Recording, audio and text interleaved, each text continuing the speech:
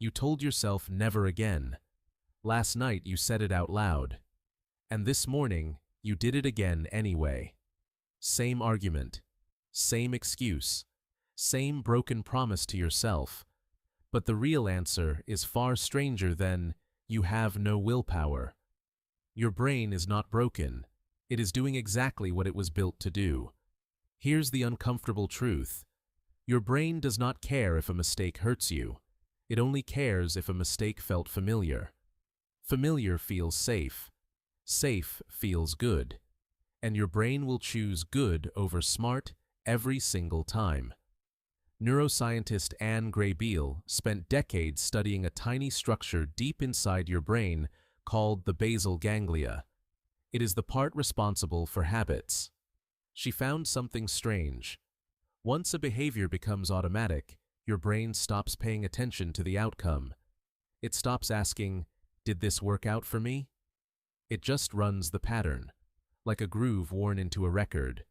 The needle doesn't think. It just follows the line that's already there. That's why you can know with total certainty that texting your ex is a bad idea, and do it anyway. Knowing is not the same as unlearning. Now go back further, back before phones, before cities, before agriculture. Your ancestors lived in a world where mistakes were rarely random. If a berry made you sick once, it would make you sick again. If a certain path led to a predator, it would lead there again tomorrow, too. Repetition was information. The brain that repeated old patterns without rethinking them survived. The brain that questioned everything, every time, burned energy it didn't have to spare. So, your ancestors built a shortcut. Psychologist B.F. Skinner called it reinforcement. Any behavior followed by a reward, even a small one, gets stamped into memory as worth repeating. Not right, not healthy, just worth repeating. Your brain never asked which one it was. Here's where it gets stranger. Neuroscientist Wolfram Schultz discovered that a chemical called dopamine doesn't just reward you for good outcomes. It rewards you for predicted outcomes. Your brain releases dopamine the moment it recognizes the pattern starting, long before the mistake even happens. You feel a small hit of relief just from doing the familiar thing, even if the familiar thing is the one that keeps hurting you. That's why the fight feels almost comforting the second it starts. Your brain isn't punishing you. It's rewarding you for following the script it already knows. So why doesn't logic fix this? Why can't you just decide to stop? Because logic lives in a slow, tired part of your brain. Habit lives in a fast, tireless one.